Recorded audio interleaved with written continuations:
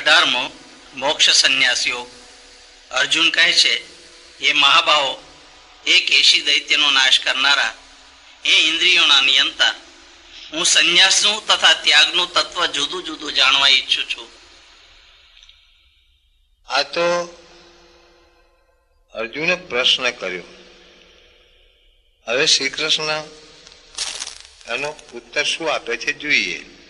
શ્રી ભગવાન કહે છે, ફળની ઈચ્છાથી કરાતા કર્મોના ત્યાગને જ્ઞાનીઓ સંન્યાસ કહે છે અને સર્વ કર્મોના ફળના ત્યાગને વિવેકીઓ ત્યાગ કહે છે.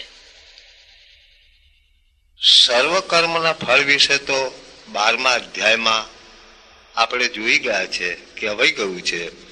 કેમ કે સર્વ કર્મોનું ફળ જે છે એ દેહાધ્યાસ જ છે, દેહ ભાવ જ છે. હવે અહીં સંન્યાસનો અર્થ પણ લગભગ ત્યાગ જેવું જ થાય છે, પણ તે છતાંય બે વિભાગ પાડીને અર્જુને પ્રશ્ન કર્યો છે કે સંન્યાસ શું અને ત્યાગ શું, તે વિશે આપણે સમજી લઈએ.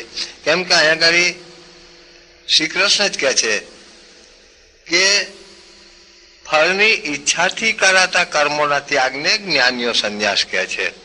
હવે એ બાબત શું છે કે આપણે કોઈ રસ્તા ઉપર જતા હોઈએ અને એક કીચડથી ભરેલો ખાડો છે રસ્તામાં,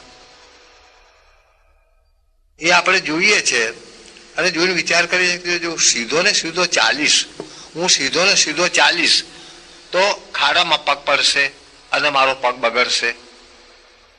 પગ બગડશે એટલે ધોવા પડશે. એટલે હું એ ખાડાને ટાળીને જ ચાલુ, એટલે સીધું ચાલવાનું જે આપણે પડ્યું મૂક્યું, છોડી દીધું, એ કર્મોનો ત્યાગ થયો. કેમ કે આપણને પહેલાથી ભય લાગ્યો કે આ ખાડામાં પગ પડવાથી મારો પગ બગડશે, એવો ભયના લીધે એ કર્મ છોડી દીધું. એને સંન્યાસ કહે છે ફળની ઈચ્છાથી કરાતા કર્મોના ત્યાગને જ્ઞાનીઓ સંન્યાસ કહે છે અને સર્વ કર્મોના ફળના ત્યાગને વિવેકીઓ ત્યાગ કહે છે. હવે સર્વ કર્મનું ફળ તો દેહાધ્યાસ છે, અર્થાત દેહ છે. કેમ કે દરેક કર્મ જે જગતના પ્રાણીઓ મનુષ્યો જે કંઈક કર્મ કરે છે એ દેહને લીધે જ કરે છે, દેહ પોષવાના અર્થે જ કરે છે, દેહના પાલનના અર્થે જ કરે છે. એટલે સર્વ કર્મનું જે ફળ છે એ શરીર ભાવ છે, દેહ અધ્યાસ જ છે. ચાલો આગળ. કેટલાક વિદ્વાનો કહે છે કે કર્મ માત્ર દોષયુક્ત છે, તેથી તેમને છોડી દેવા જોઈએ, અને બીજા કહે છે કે યજ્ઞ, દાન તથા તપરૂપ કર્મ ત્યાગ કરવા યોગ્ય નથી. કેટલાક વિદ્વાનો જે કહે છે કે કર્મ માત્ર દોષયુક્ત છે, તેથી તેમને છોડી દેવા જોઈએ, એ જે કહે છે એ પણ એક રીતે તો બરાબર જ કહે છે કે જગત ભાવના, જેને જગત કહેવાય છે તો દેહને જ કહેવાય છે. હા, કે દેહ ભાવથી અથવા જગત ભાવથી અથવા પદાર્થ ભાવથી જે કઈ કર્મ કરવામાં આવે છે એને છોડી દેવા જોઈએ. એને છોડી દેવા જોઈએ એટલે કહેવાનો આશય એ છે કે એ કુંડાળામાંથી, પ્રકૃતિના કુંડાળામાંથી બહાર નીકળી જવું જોઈએ. જો કદાચ તમે એવો મને પ્રશ્ન કરો કે એ જો છોડી દેવામાં આવે તો આ આયુષ્યનું શું, એ પ્રશ્નનો ઉત્તરમાં તો શ્રી કૃષ્ણ પરમાત્મા જ આગળ ઉત્તર આપી ગયા છે કે ગુણો ગુણોમાં વર્તે છે, ભૂતો ભૂતોમાં વર્તે છે. આગળ કહેવાય ગયું છે કે ભૂતોનું પોષણ ભૂતો જ છે. આ શરીર જે બન્યું છે, શરીરનું પોષણ, અરે શરીર એટલે 5 મહાભૂતો, અને 5 મહાભૂતોનું પોષણ 5 મહાભૂતો જ છે. જે આ શરીરને પાણીની જરૂર પડે છે, આ શરીરમાં પાણી રેડવાની જરૂર પડે છે, આ શરીરમાં જે પાણી તત્વ છે એ પાણી તત્વને જ બહારના પાણીની જરૂર પડે છે. આ શરીરમાં જે પવન છે, પવન તત્વને જ બહારના પવનની શ્વાસોશ્વાસની જરૂર પડે છે. આમાં જે પૃથ્વી તત્વ છે એ પૃથ્વી તત્વને જ બહારના તત્વોની જરૂર પડે છે, પૃથ્વી તત્વની. એટલે ભૂતો ભૂતોમાં વર્તે છે, ગુણો ગુણોમાં વર્તે છે, એવું આગળ કહેવાય ગયું છે. ચાલો આગળ. હે ભરત શ્રેષ્ઠ, સંન્યાસ અને ત્યાગ એ બંનેમાં પહેલા તું ત્યાગ વિશે મારો નિશ્ચય સાંભળ. ત્યાગ 3 પ્રકારનો કહેલો છે. ચાલો આગળ. યજ્ઞ, દાન અને તપરૂપ કર્મ ત્યજવા યોગ્ય નથી. હા, એટલે અહીંયા ઘડી ત્રીજા શ્લોકમાં આગળ કહી ગયા છે કે બીજા કહે છે કે યજ્ઞ, દાન અને તપરૂપ કર્મ ત્યાગ કરવા યોગ્ય નથી. યજ્ઞ, દાન તથા તપરૂપ કર્મ ત્યાગ કરવા યોગ્ય નથી. આવા ત્રીજા અધ્યાયમાં કહી ચૂક્યા છે. એની એ વાત પાંચમામાં ફરીથી કહે છે કે યજ્ઞ, દાન અને તપરૂપ કર્મ ત્યજવા યોગ્ય નથી. હવે યજ્ઞ શું? યજ્ઞ શું એ ત્રીજા અધ્યાયમાં કહેવાય ગયું છે કે જેટલા વિષયો છે, ઇન્દ્રિયોના જે વિષયો છે એ હવી છે, અને એ હવીના ભોગતા ઇન્દ્રિયોના દેવતા છે. અને ઇન્દ્રિયો જે છે તે યજ્ઞના કુંડો છે, એમાં હોમી દો અને એ હવીનો ભોગ એમના દેવતાઓને અર્પણ કરી દો. એ યજ્ઞ છે. અચ્છા, દાન. દાન એ હવી જે છે એટલે કે વિષયો પોતે ભોગવતા એના દેવતાઓ જે છે, એના હકદારો છે, એને અર્પણ કરી દેવા એ દાન છે. અને એને અર્પણ ન કરતા જો પોતે ભોગવે છે તો ત્રીજા અધ્યાયમાં કીધું છે કે એ ભોગવનારો ચોર છે. અને તપ એટલે પોતાનું પોતામાં વર્તવું જ તપ છે. મન અને બુદ્ધિને વિષયોમાં ન જવા દેવા, પોતામાં રાખવાનું નામ તપ છે. ચાલો આગળ. એ કહે છે કે પણ એ તો કરવા યોગ્ય જ છે. કેમ કે યજ્ઞ, દાન અને તપ બુદ્ધિમાન નિષ્કામ મનુષ્યોને પવિત્ર કરનારા છે. હવે પવિત્ર શબ્દને સમજી લઈએ. પવિત્ર, જેને પવિત્ર કહેવાય છે, જેને પવિત્ર કહેવાય છે એ તો પરમાત્માને જ કહેવાય છે, જે સર્વમાં રહેલા છે, સર્વવ્યાપક છે અને સર્વમાં વ્યાપીને રહેલા છે. એ પરમાત્મા જ પવિત્ર છે. અને એ પરમાત્મા સિવાય જે કઈ છે એ બધું અપવિત્ર છે, ક્ષણભંગુર છે, નાશવંત છે. નાશવંતને સી રીતે પવિત્ર કહી શકીશું? નિર્વિકાર તો એ પરમ તત્વ જ છે, પોતામાં રહેલું પરમ તત્વ છે, જે પોતાનું સ્વરૂપ છે એ જ નિર્વિકાર છે. માટે એ જ પવિત્ર છે. અને એના સિવાય અર્થાત સ્વયં સિવાય જે કઈ છે એ બધું અપવિત્ર જ છે. એટલે કહે છે કે બુદ્ધિમાન અને નિષ્કામ મનુષ્યોને, જે બુદ્ધિમાન છે, બુદ્ધિમાન એને કહેવાય કે જે સાર અને અસારનો વિચાર કરે છે કે હું હાડકું ચામડું છું કે અવિનાશી આત્મા છું, એવો જે વિચાર કરે છે એને બુદ્ધિમાન કહેવાય છે. અને સ્વરૂપને, પોતાના સ્વરૂપને સમજીને એમાં સ્થિત થાય છે એને નિષ્કામ કહેવાય છે. એવા મનુષ્યોને પવિત્ર કરનારા છે આ યજ્ઞ, દાન અને તપ. ચાલો આગળ. એ પાર્થ, પરંતુ આ કર્મો પણ આસક્તિ અને ફળની ઈચ્છાને છોડીને જ કરવા એવો મારો નિશ્ચિત ઉત્તમ મત છે. જો ફળને ઈચ્છશો તો હામું પદાર્થ તો છે ને છે, ભૌતિક પદાર્થ. એટલે 8મા અધ્યાયના 24મા શ્લોકમાં એક જગ્યાએ કીધું છે કે જે કાળમાં મનુષ્યના મનમાં સ્થૂળ પદાર્થની કામના ના હોય, જે કાળમાં, જે કાળ કહેતા કયો કાળ? કે પોતાના સ્વરૂપની જ્યારે જેને ખાતરી થાય છે, અને એ ખાતરી થયા પછીનો જે કાળ છે તે કાળમાં જ મનુષ્યના મનમાં સ્થૂળ પદાર્થની કામના હોતી નથી.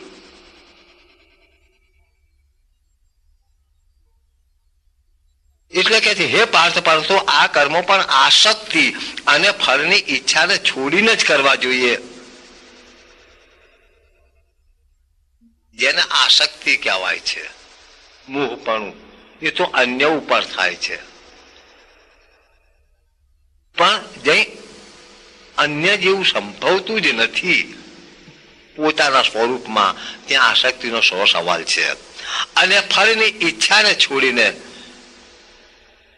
કેમ કે બધા કર્મોના ફળને તો જ્ઞાની ત્યાગીને બેઠો છે, પછી શા માટે ફળની ઈચ્છા કરે? ફળની ઈચ્છાને છોડીને જ કરવા એવો મારો નિશ્ચિત ઉત્તમ મત છે. ખાતરી છે એવી મારી. એવું પરમાત્માનું કહેવું છે, એવું જ્ઞાનીનું કહેવું છે. જ્ઞાની એને કહેવાય કે જે આ રહસ્યને સારી રીતે સમજે છે, જાણે છે. તેને પ્રાણી હિંસા, ચોરી વગેરે નિષિદ્ધ કર્મો અને કેવળ ફળની લાલસાથી કરાતા કામ્ય કર્મો એમનો ત્યાગ તો યોગ્ય જ છે, પરંતુ જે કર્મો આપણા ઉપર કર્તવ્ય તરીકે નિયત થયેલા હોય તેમનો ત્યાગ કરવો ઉચિત નથી. કામ્ય કર્મોનો ત્યાગ કરવો જરૂરી છે, પણ જે કર્તવ્ય જ છે, લગભગ ફરજ જ છે, એ ફરજ શું છે એ સાંભળજો. એ ફરજ શું છે એ સાંભળજો કે જે મનુષ્યનું શરીર મળ્યું છે, જે મનુષ્યનું શરીર મળ્યું છે એ પરમ તત્વની પ્રાપ્તિ માટે જ મળ્યું છે. આ કર્તવ્ય પશુ પક્ષીઓને નથી, માત્ર મનુષ્યને જ છે. શાસ્ત્રો મનુષ્ય માટે છે. તમામે તમામ શાસ્ત્રો કોઈ પશુ પક્ષીઓ માટે છે ખરા? મનુષ્ય માટે જ છે. રીતિ રિવાજો મનુષ્ય માટે છે. જેને શર્મ અથવા લજ્જા જે કહેવાય છે એ મનુષ્ય માટે છે, પશુ પક્ષીઓ માટે નથી. એટલે આ બધી ફરજ મનુષ્યને છે, અને તેમાં પોતામાં રહેલા પરમ તત્વને જાણવાની સમર્થતા મનુષ્યમાં જ રહેલી છે. એટલે મનુષ્યનું તો કર્તવ્ય થઈ પડે છે કે પોતામાં રહેલા પરમ તત્વને જાણવું જ જાણવું. અને મનુષ્યનું શરીર પામીને, આ મનુષ્યનો દેહ પામીને, આ અવસર પામીને જો પોતામાં રહેલા પરમ તત્વને ના જાણ્યું અને માત્ર ખાધા પીધાથી જ શરીર પોષી જીવી અને મરી ગયો તો એ જીવ્યા જન્મ્યાનો કે મર્યાનો કોઈ જ અર્થ નથી. એટલે અહીં કે છે પરંતુ જે કર્મો આપણા ઉપર કર્તવ્ય તરીકે નિયત થયેલા હોય તેમનો ત્યાગ કરવો ઉચિત નથી. છતાં આપણે અજ્ઞાનવશ તેમનો પણ ત્યાગ કરી દઈએ તો તેને તામસ ત્યાગ કહેલો છે. તેને તામસ ત્યાગ કહેલો છે. હવે આ તામસ ત્યાગ જેને કહેલો છે એ તો જેને મનુષ્ય કહેવાય છે એને જ લાગુ પડે છે. ભાઈ આ સોલો પશુ પક્ષીઓને થોડો કીધો છે. કર્મ કરવામાં બહુ દુઃખ માથાકૂટ રહેલી છે. કર્મ કરવામાં બહુ દુઃખ માથાકૂટ રહેલી છે એમ સમજીને શારીરિક કષ્ટના ભયથી જે કર્તવ્ય રૂપ કર્મોને છોડી દેવાય છે તે રાજસ ત્યાગ છે. આવો ત્યાગ કરનારો ત્યાગનું એને ફળ મળતું નથી, કેમ કે એ પણ અર્થ વગરનું જીવે છે, અર્થ વગરનું જ ખાય છે, પીવે છે. હે અર્જુન, કર્તવ્ય તરીકે નિયત થયેલું જ કર્મ જેને કરવાનો પોતાનો ધર્મ સમજીને આસક્તિ તથા ફળની ઈચ્છાનો ત્યાગ કરીને કરાય છે તે ત્યાગ સાત્વિક માનવો. આવો સાત્વિક ત્યાગી બુદ્ધિમાન અને સંશય રહિત હોય, મુશ્કેલ કામોનો દ્વેષ કરતો નથી અને સરળ કર્મોમાં આસક્ત થઈ જતો નથી. હવે મુશ્કેલ કામ શું છે એ તો ભક્તિ યોગમાં 12મા અધ્યાયમાં પણ શ્રી કૃષ્ણ ભગવાને એક જગ્યાએ કીધું છે કે અવ્યક્તની ગતિ દેહધારીઓથી મુશ્કેલથી મેળવાય છે. આ જ મુશ્કેલ છે. એ દેહધારીઓને જ મુશ્કેલ છે, પણ જે જ્ઞાની છે અથવા જે આતુર છે મતલબ જિજ્ઞાસુ છે એને મુશ્કેલ નથી. આવો સાત્વિક ત્યાગી બુદ્ધિમાન અને સંશય રહિત હોય, મુશ્કેલ કામોનો દ્વેષ કરતો નથી અને સરળ કામોમાં આસક્ત થઈ જતો નથી. દેહધારીથી સંપૂર્ણ રીતે કર્મો છોડી દેવા શક્ય નથી. દેહધારીથી સંપૂર્ણ રીતે કર્મો છોડી દેવા શક્ય નથી. તેથી જે કર્મના ફળોનો ત્યાગ કરીને વર્તે તે જ ખરો ત્યાગી કહેવાય છે. તેથી જે કર્મના ફળનો ત્યાગ કરીને વર્તે તે જ ખરો ત્યાગી કહેવાય છે. આવું શ્રી કૃષ્ણ પરમાત્માનું કહેવું છે. ફરીથી કહું કે તેથી જે કર્મોના ફળનો ત્યાગ કરીને વર્તે તે જ ખરો ત્યાગી કહેવાય છે.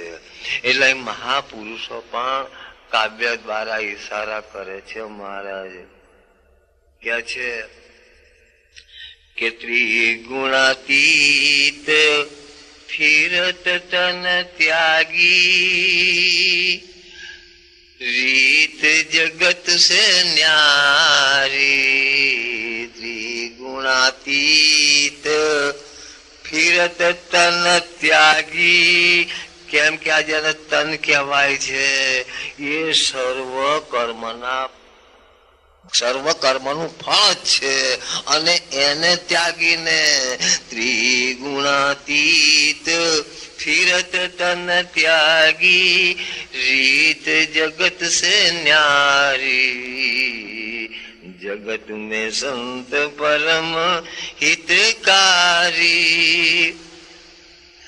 ઈષ્ટ ફળ, અનિષ્ટ ફળ અને મિશ્ર ફળ આ કર્મોનું 3 પ્રકારનું ફળ છે. તે કામના વાળા મનુષ્યોને બીજા જન્મમાં પ્રાપ્ત થાય છે. પરંતુ કર્મફળનો ત્યાગ કરીને જે આગલા અધ્યાયમાં આપણે એક પોટલાની વાત કરી હતી, જેને પોટલું નાખી દીધું છે તેને સર્વ કર્મના ફળનો ત્યાગ કર્યો છે. એવાને પરંતુ કર્મ ફળનો ત્યાગ કરીને કર્મ કરનારા સંન્યાસીઓને પ્રાપ્ત થતું નથી. કેમ કે તે નાખી દીધા પછી, ત્યાગ કર્યા પછી એના ક્યારેય ધણી થતા નથી. એનો ઈશારો શ્રી કૃષ્ણ ભગવાને 9મા અધ્યાયના 5મા શ્લોકમાં કર્યો છે કે મારો આત્મા ભૂતોમાં રહેતો નથી. એક વખત ત્યાગ કરી દીધા પછી એનો ધણી ક્યારેય થતો નથી.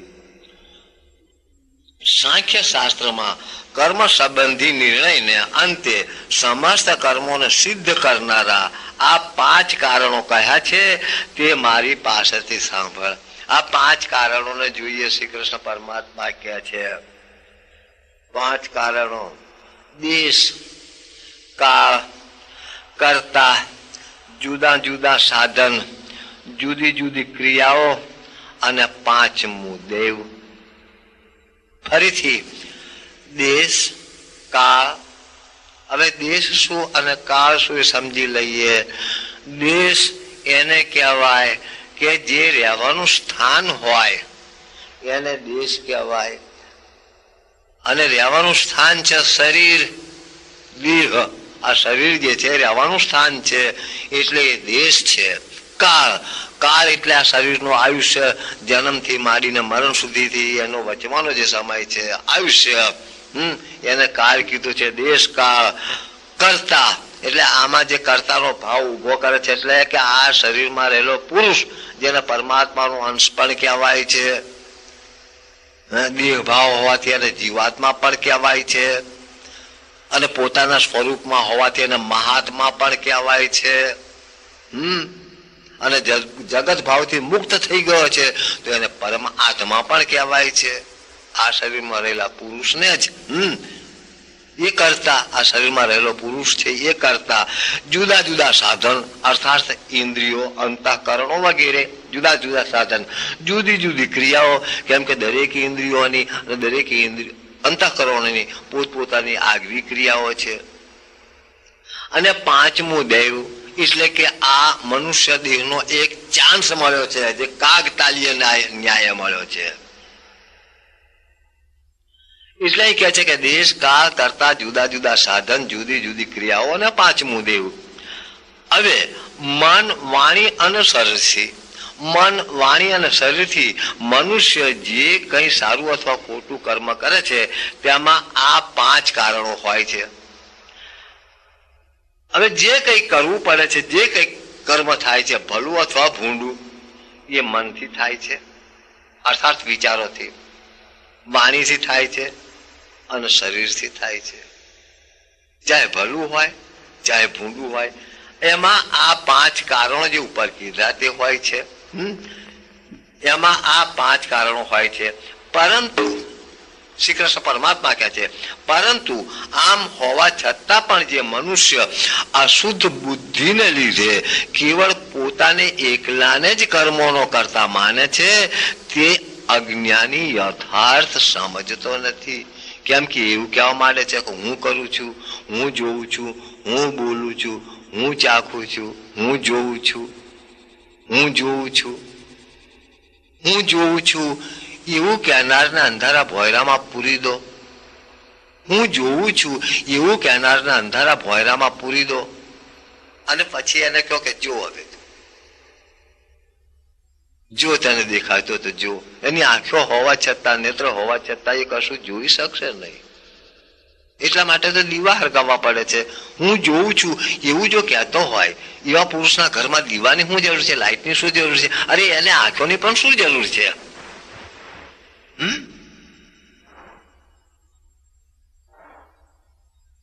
એટલે કે છે, પરંતુ આમ હોવા છતાં પણ જે મનુષ્ય અશુદ્ધ બુદ્ધિને લીધે કેવળ પોતાને એકલાને જ કર્મોનો કરતા માને છે તે અજ્ઞાની યથાર્થ સમજતો નથી. કર્મોમાં જેને હું કરતા છું એવો અહંકારનો ભાવ નથી. કર્મોમાં જેને હું કરતા છું એવો અહંકારનો ભાવ નથી. અને ફળની લાલસાથી જેની બુદ્ધિ લેપાતી નથી તે આ બધા લોકોને મારી નાખે તો પણ ખરી રીતે મારતો નથી કે બંધનમાં પડતો નથી. હું કરતા છું એવા અહંકારનો ભાવ નથી.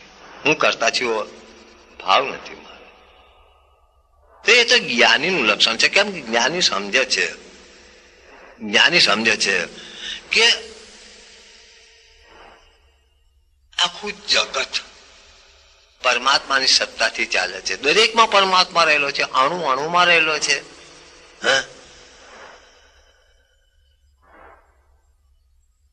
અણુ અણુમાં પરમાત્માની સત્તા છે.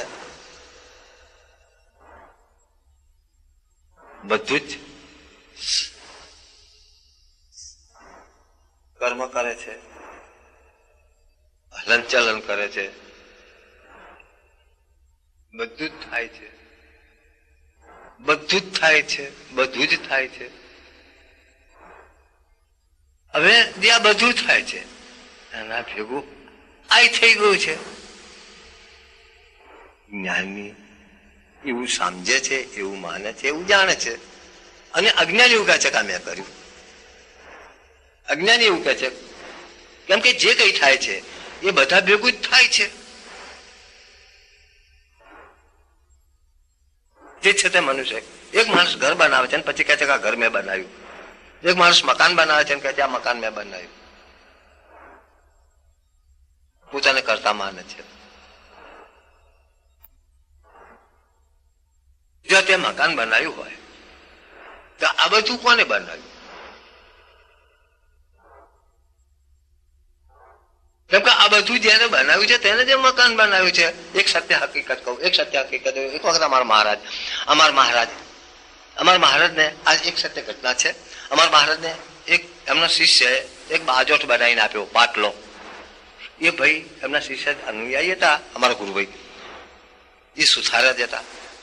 પાટલો બનાવીને બહુ સુંદર પાટલો હતો, બનાવીને આપ્યો તો આપ્યો, પણ સાથે સાથે એવું પણ બોલ્યા કે મહારાજ આ પાટલો મેં બનાવ્યો. સુથારા હતા એટલે બોલ્યા કે આ પાટલો મેં બનાવ્યો. એટલે મહારાજ કે હું ખુશ થઈ ગયો. પાટલો ત્યાં બનાવ્યો તો હું ખુશ થઈ ગયો. પણ કે મારે હવે એ જાણવું છે. પાટલો ત્યાં બનાવ્યો તો મેં જાણ્યું, પણ હવે આ લાકડું કોને બનાવ્યું એ મારે જાણવું છે. ત્યાં પાટલો બનાવ્યો તો લાકડું ત્યાં બનાવ્યું હશે. ત્યારે કે ના મહારાજ, લાકડું તો મેં નથી બનાવ્યું. એટલે મહારાજે કીધું પાટલો બનાવ્યો તો તું લાકડું શા માટે ના બનાવે? જો તે પાટલો બનાવ્યો હોય તો લાકડું શા માટે ના બનાવે? એટલે પેલા ભાઈએ કીધું મહારાજ મારી લાકડું બનાવ્યું નથી તો પાટલો સી રીતે બન્યો?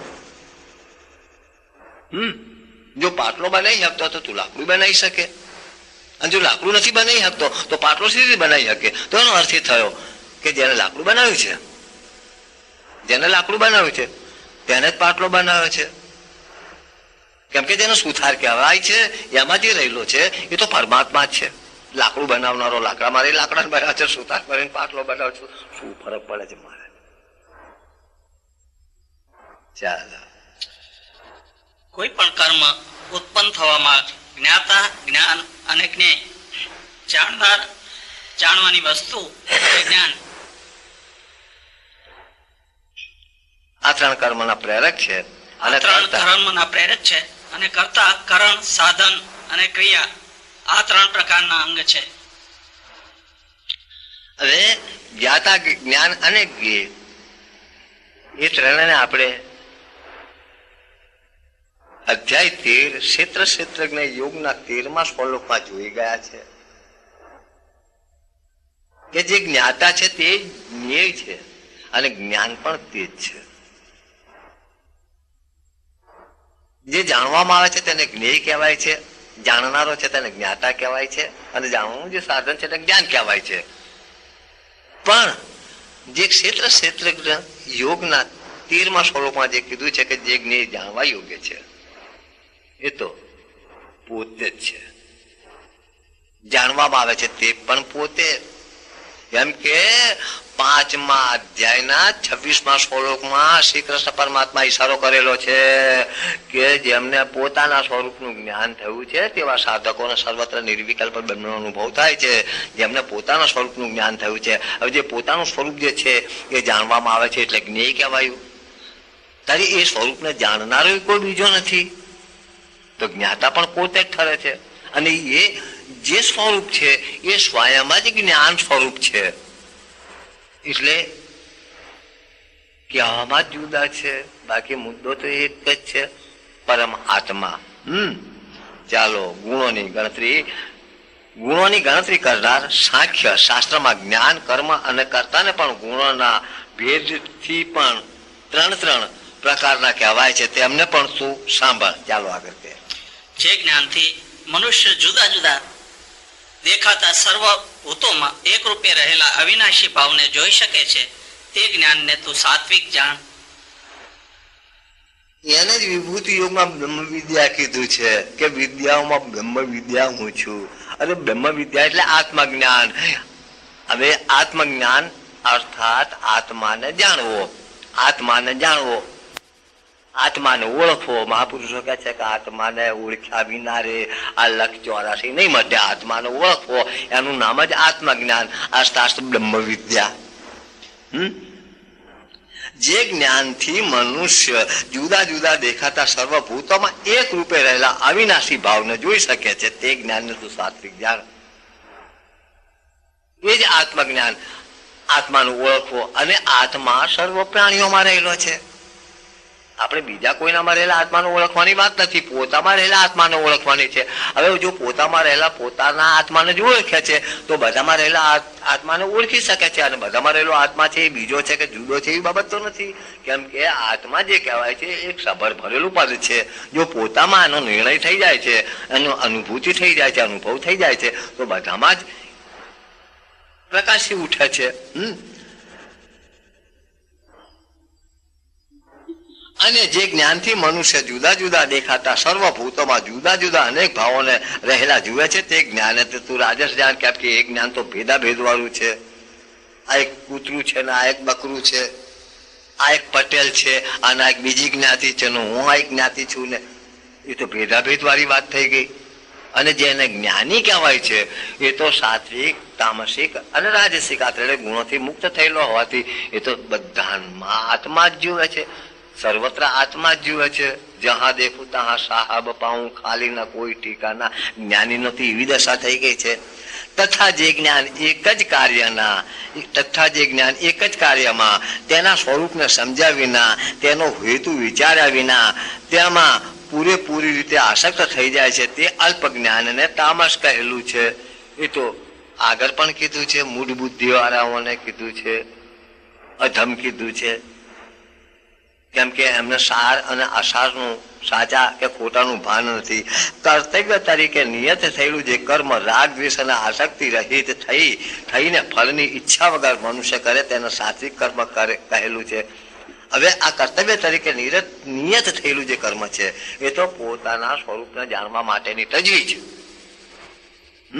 સંતોનો સંગ કરવો, ગુરુ મહારાજના શરણે જવું, પરમાત્માની પ્રાપ્તિને અર્થે જે કરાય છે. આસક્તિ છોડીને, એમાં આસક્તિનો સવાલ જ નથી. એને સાત્વિક કર્મ કહે છે.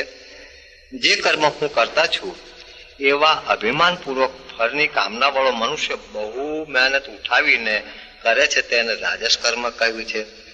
અને એ તો શરીર પોષણ અર્થેના કર્મને જ રાજસ કર્મ કહ્યું છે. જેને 8મા અધ્યાયમાં સૃષ્ટિ ક્રિયા કીધું છે. સૃષ્ટિ ક્રિયા જે છે એ જ કર્મ છે, એને રાજસ કર્મ કહેવાય છે. પરિણામનો, વસ્તુઓના બગાડનો, હિંસાનો અને પોતાના ગજાનો વિચાર કર્યા વિના મનુષ્ય મોહથી અજ્ઞાનથી જે કામનો આરંભ કરે છે તે તામસ કર્મ કહેવાય છે. સમજ્યા વિનાનું કોઈ પણ કાર્ય કરવું, સમજ્યા વિનાનું, એને તામસ કર્મ કહેવાય છે. શરીર પોષણ અર્થે જે કર્મ કહેવું એને રાજસ કર્મ કહેવાય છે. અને પરમાત્માની પ્રાપ્તિ અર્થે જે કર્મ કરવું એને સાત્વિક કર્મ કહેવાય છે. જે કરતા આસક્તિ રહિત અહંકાર ન રાખનાર, બળાશ ન હાંકનાર છે તથા ધૈર્ય અને ઉત્સાહયુક્ત છે, તેમજ કાર્ય સિદ્ધ થાય કે ના થાય તેમાં નિર્વિકાર એટલે કે હર્ષ શોક વિનાનો છે તે સાત્વિક કરતા કહેવાય છે. કેમ કે એને પદાર્થમાં લગાવ નથી, તો કર્મના ફળમાં શા માટે લગાવ હોય છે? કેમ કે એની જે વૃત્તિ છે, એની જે સુવિધા જે છે એ તો માત્ર પરમાત્મામાં જ છે. જે કરતા આસક્તિ યુક્ત, કર્મના ફળની ખૂબ ઈચ્છા વાળો અને લોભી છે તથા બીજાઓને કષ્ટ પહોંચાડવાના સ્વભાવ વાળો, મેલા ઈરાદા વાળો તથા શોકના આવેશ વાળો છે તેને રાજસ કરતા કહ્યો છે. જે કરતા અવ્યવસ્થિત, અસંસ્કારી, અજ્ઞાની, અભિમાની, જક્કી, શઠ, બીજાઓને છેતરનારો, આળસુ, શોક કરનારો તથા દીર્ઘસૂત્રી છે તે તામસ કરતા કહેવાય છે. જેને 7મા અધ્યાયના 15મા શ્લોકે એના વખાણ કર્યા છે. શું વખાણ કરે મહારાજ એના? જે ટીકાને નિંદાને યોગ્ય હોય એનો શું વખાણ? એ આ પુરુષ છે. હે ધનંજય, હવે હું બુદ્ધિ અને ધૃતિનો ગુણોને લીધે જે 3 પ્રકારનો ભેદ છે તેને પૃથક પૃથક પૂરેપૂરો કહું છું, સાંભળ. એ પાર્થ, જે બુદ્ધિ, પ્રવૃત્તિ અને નિવૃત્તિ, કરવા યોગ્ય અને ન કરવા યોગ્ય, ભય અને અભય તથા બંધન અને મુક્તિને જે જાણે છે તે સાત્વિક બુદ્ધિ છે. એ તો બુદ્ધિ જ્ઞાનીઓની જ હોઈ શકે.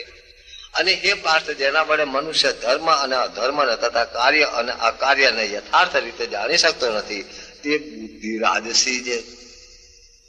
એ રાજસી છે. જેની દેહદશા છે એ રાજસી છે. હે પાર્થ, અજ્ઞાનથી ઢંકાયેલી જે બુદ્ધિ અધર્મ ને ધર્મ સમજે છે અને બધા પદાર્થોને આવડી રીતે જુએ છે તે બુદ્ધિ તામસી છે. હોય કઈક અને ગણે કઈક, માને કઈક, જુએ કઈક, એની મતિ તામસી છે. કેમ કે જે ચીજ હોય તેને તે રીતે જોવું એ તો જ્ઞાનીની સમજણ છે.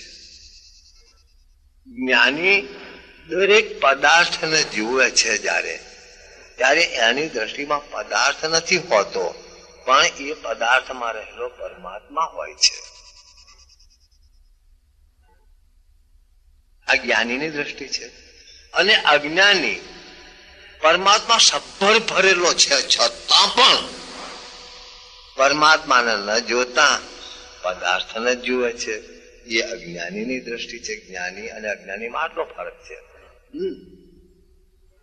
હે પાર્થ, મનુષ્ય જે એકનિષ્ઠ ધૃતિથી મન, પ્રાણ અને ઇન્દ્રિયોની ક્રિયાઓને આત્મયોગથી ધારણ કરે છે તે સાત્વિકી ધૃતિ એટલે કે ધીરજ છે. કેમ કે તને તો આત્મદ્રષ્ટિ થઈ છે. એ આત્મા સિવાય એટલે કે પોતાના સ્વરૂપ સિવાય બીજું કઈ જોતો જ નથી. એટલે તો મહાપુરુષો કે છે કે જહાં દેખું તહાં સાહબ પાઉં, ખાલી ના કોઈ ઠિકાના રે.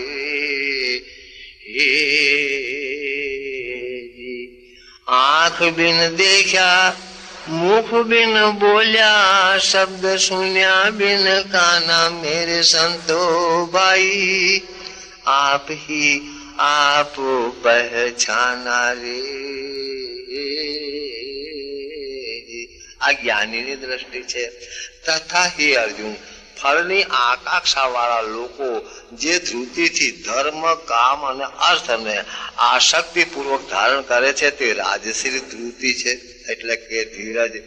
એ પાર્થ જે ધૃતિ વડે દુર્બુદ્ધિ વાળા મનુષ્યો નિંદ્રા, ભય, શોક, ખેદ તથા જડતાને છોડી શકતા નથી તે તામસિક ધૃતિ છે.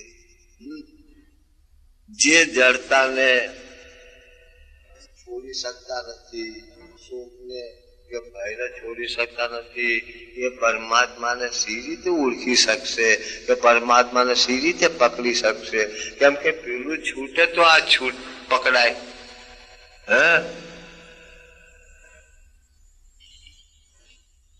હે ભરત શ્રેષ્ઠ, હવે 3 પ્રકારના સુખને તું મારી પાસેથી સાંભળ. એ સુખમાં માણસ ટેવને લીધે રમમાણ થાય છે અને દુઃખનો અંત પામે છે. જે સુખ શરૂઆતમાં ઝેર જેવું લાગે પણ પરિણામે અમૃત સમાન હોય તેવું આત્મજ્ઞાનની પ્રસન્નતામાંથી ઉપજેલું સુખ સાત્વિક કહેલું છે. કેમ કે પહેલા સુખ જે ઝેર જેવું લાગતું હોય. સંતની સોબત એવી છે હજી, કેમ કે સંતોના ટોળામાં માન નથી મળતું. કેમ નથી મળતું? કે ભક્તિ દેશ જે છે એ અમાનીનો છે. અહીં માનપણું પાલવે એમ નથી. આ દેશ અમાની. એટલે તો મહાપુરુષો કહે છે, ગંગા સતીએ કીધું છે કે માન રે મિલીને તમે આવો મેદાનમાં. અહીં માનપણું પાલવતું નથી. જે સુખ શરૂઆતમાં ઝેર જેવું લાગે, એટલે તો લોકો એવી જગ્યાએ જાય છે કે જે બોલતું ના હોય, જોતું ના હોય, સાંભળતું ના હોય, તો એમનું માન જળવાઈ રહે છે. અને સંતો તો તરત જ એમની ભૂલ કાઢે છે. સંતો તો તરત જ એમની ભૂલ કાઢે છે. અહીંયા અહમ ગહાય છે. સંતોની સામે અહમ ઘવાય છે આ લોકોનો. જે અહમને ટાળવાની જરૂર છે તે અહમને પોષા કરે છે. એટલે આ લોકોને આ સુખ હોવા છતાંય ઝેર જેવું લાગે છે, જે કલ્યાણ કરનારું છે. એટલે કે છે કે જે સુખ શરૂઆતમાં ઝેર જેવું લાગે પણ પરિણામે અમૃત. અમૃત એને કહેવાય જે અમર કરે તેને અમૃત કહેવાય. તો અમૃત તો સંતોનો, સદગુરુનો ઉપદેશ જ છે, જે નિર્ભય કરે છે, જન્મ મરણની ભ્રાંતિમાંથી મુક્ત કરે છે. પણ સદગુરુના શરણ જતા જગતના જીવો ખચકાય છે. કેમ ખચકાય છે? કે એ અભિમાની છે, એમને એમનો અહંકાર પૂછવો છે. એમને એમનો અહંકાર પૂછવો છે. આ હું એક ઉદાહરણ આપું. આ જે સિદ્ધિઓ કહેવાય છે તે 8 પ્રકારની સિદ્ધિઓ છે. હું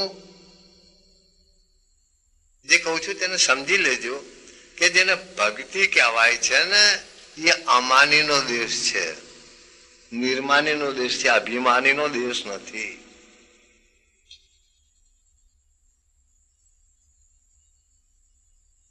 સાખીઓમાં મહાપુરુષો કહે છે કે સૂળી ચડવું સહેલ છે, સૂળી ચડવું સહેલ છે, સહેલ છે ખાંડા ધાર, પણ વશમાં માર્ગ ગુરુદેવના કોઈ વિરલા ચાલણહાર. દરેક પોતાના અહમને પોષે છે. અહમને નાખવાની જરૂર છે. કેમ કે સત્ય વસ્તુ જે ઢાંકી છે એ અહમ જ ઢાંકી છે. હવે 8 પ્રકારની સિદ્ધિઓ છે. એમાં 8 સિદ્ધિમાંની જે પ્રથમ સિદ્ધિ છે એનું નામ અણિમા છે. આ અણિમા નામની સિદ્ધિ કોઈએ પ્રાપ્ત કરી હોય, અણિમા નામની સિદ્ધિ જેને પ્રાપ્ત કરી હોય તે નાનો થઈ શકે છે. અણિમા નામની સિદ્ધિ જેને પ્રાપ્ત કરી હોય એ નાનો થઈ શકે છે.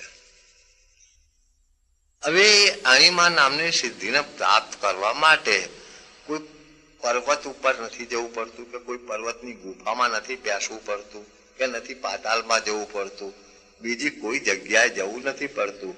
આ અણિમા નામની સિદ્ધિ એટલે નાનું થવું. અણિમા નામની સિદ્ધિ જેને પ્રાપ્ત કરી હોય એ નાનો થઈ શકે છે. અને આ અણિમા નામની સિદ્ધિ સર્વની પાસે જ છે, પણ તે છતાં પણ એને પ્રાપ્ત નથી કરી શકતા. હવે હું એનું વર્ણન કરું. આ અણિમા નામની સિદ્ધિનું સાંભળજો કે સિદ્ધિ તણું વર્ણન કરું પણ શું મતે સમજાય છે, પ્રકાર તેના અષ્ટ છે એ સમજે સંશય જાય છે. પ્રથમ અણિમા નામની સિદ્ધિને ચાહો માણવા. આ અણિમા નામની સિદ્ધિ જેને પ્રાપ્ત કરી છે, જેને સિદ્ધ કરી છે, તે નાનો થઈ શકે છે. પ્રથમ અણિમા નામની સિદ્ધિને ચાહો માણવા. નાનું થવું એ એમ છે જે સૌને મોટા જાણવા. અરે નાનું થવું એ એમ છે જે સૌને મોટા જાણવા. જો બધાને મોટા જાણે છે તો વગર મહેનતે પોતે નાનો છે જ, સિદ્ધિ પ્રાપ્ત જ છે. પણ એ થઈ શકે એમ નથી. કેમ કે બધાના હૃદયમાં એક બાબત છે કે હું કંઈક છું, હું કંઈક છું. એટલે કે છે કે જે સુખ શરૂઆતમાં ઝેર જેવું લાગે પણ પરિણામે અમૃત સમાન હોય તેવું આત્મજ્ઞાનની પ્રસન્નતામાંથી ઉપજેલું સુખ સાત્વિક કહેલું છે. વિષયો અને ઇન્દ્રિયોના સંયોગથી ઉત્પન્ન થયેલું જે સુખ, વિષયો અને ઇન્દ્રિયોના સંયોગથી ઉત્પન્ન થયેલું જે સુખ, એટલે ભોગનો કાળ જે ઇન્દ્રિયોના વિષયો છે, સાંભળવું, સ્પર્શવું, જોવું, ચાખવું, સૂંઘવું વગેરે, એનો જયારે ભોગ કાળ હોય તે વખતની વાત કરે છે. વિષયો અને ઇન્દ્રિયોના સંયોગથી ઉત્પન્ન થયેલું જે સુખ શરૂઆતમાં અમૃત જેવું મીઠું લાગે પણ પરિણામે ઝેર જેવો ગુણ કરે છે, તેને રાજસ કહેલું છે. એને રાજ કેમ કે એ તો બંધન કરતા છે, એ બંધન કરતા છે.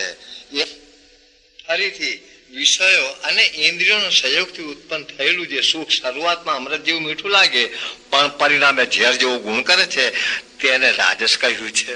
હવે પરિણામે ઝેર જેવો ગુણ કરે છે તેને આપણે જોઈએ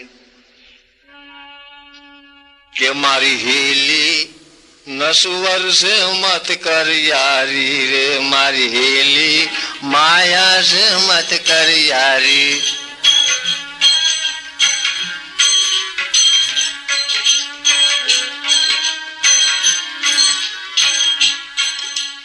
કીડીને કણ ભેગા કી ન તે તરને ચૂન ખાયા.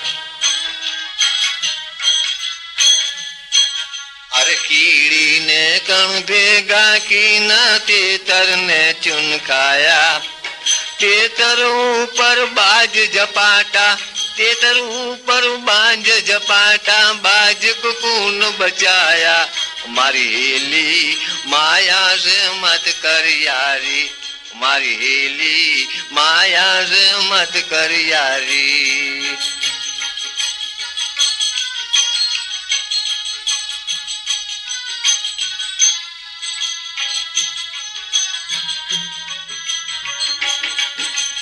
મુરલી નાદે મણિધર મોયા ગલ્ફા ગાલ ફુલાયા. મુરલી નાદે મણિધર મોયા ગલ્ફા ગાલ ફુલાયા. વાદીગર કો વાર ન લાગી, વાદીગર કો વાર ન લાગી, કંઠ પકડ લિપટાયા રે. મારી હેલી માયા છે મત કર યારી, મારી હેલી માયા છે મત કર યારી.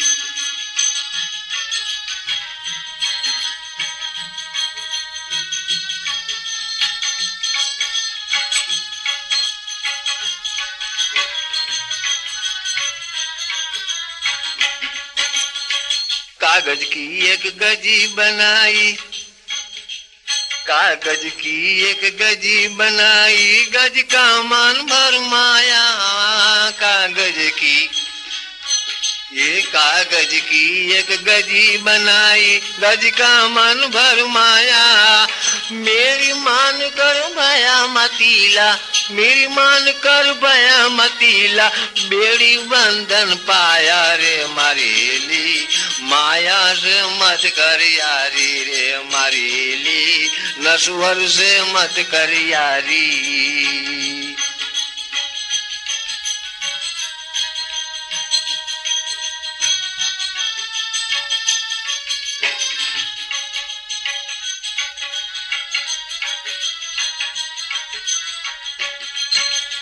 रूप देख मति मंद पतंगा, अग्नि सन्मुख दाया। रूप देख मति मंद पतंगा, अग्नि सन्मुख दाया। आंख पाख सब खाक मिलाई, आंख पाख सब खाक मिलाई, नाक अंग जलाया रे मारेली। माया से मत कर यारी मारेली, माया से मत कर यारी।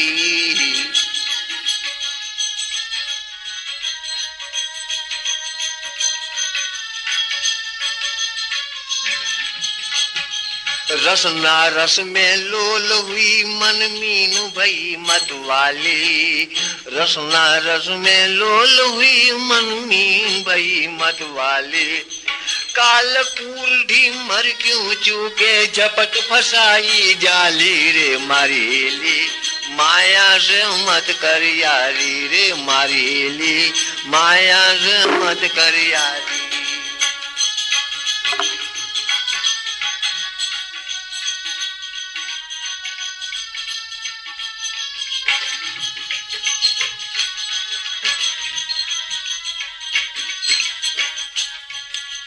अमर गंध सुगंध में भूलो फूलो जगत फूल देखी। बम्मर गंध सुगंध में भूलो फूलो जगत फूल देखी। सांझ पड़ी ने फूल कर माया, सांझ पड़ी ने फूल कर माया। उतर गई मन से खीरे मारेली, माया से मत कर यारी मारेली, नस्वर से मत कर यारी।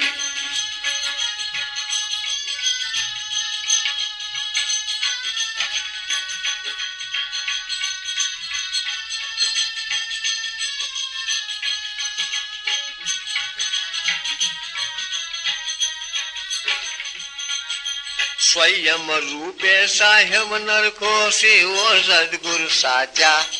स्वयं रूपे साहिब निर्गुण से वो सदगुरु साचा। नाम भजो पर बात हरि का, नाम भजो पर बात हरि का। जगत दिलासा का चारे मारेली, माया से मत कर यारी मारेली, नस्वर से मत कर यारी।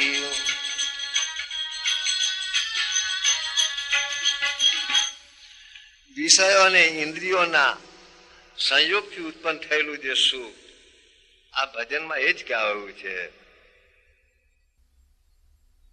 કાગજ की एक गजी बनाई, गज का मन भरमाया। એ સ્પર્શમાં મોહિત થઈને હાથી ખાડામાં ફસાય છે। મીન માછલી રસમાં, એ જીભના સ્વાદમાં કાંટામાં ફસાય છે, જાળમાં ફસાય છે। પતંગિયું રૂપ જોઈને મોહિત થાય છે અને બળી જાય છે। ભમરો ફૂલની સુગંધમાં ગીળાઈને મરી જાય છે। એટલે અહીં કે છે કે વિષયો પહેલા મીઠા લાગે છે, પણ પછી એ ઝેર જેવો ગુણ કરે છે। કેમ કે પાંચેય ઇન્દ્રિયોના જે વિષયો છે એ બંધન કરવા વાળા જ છે।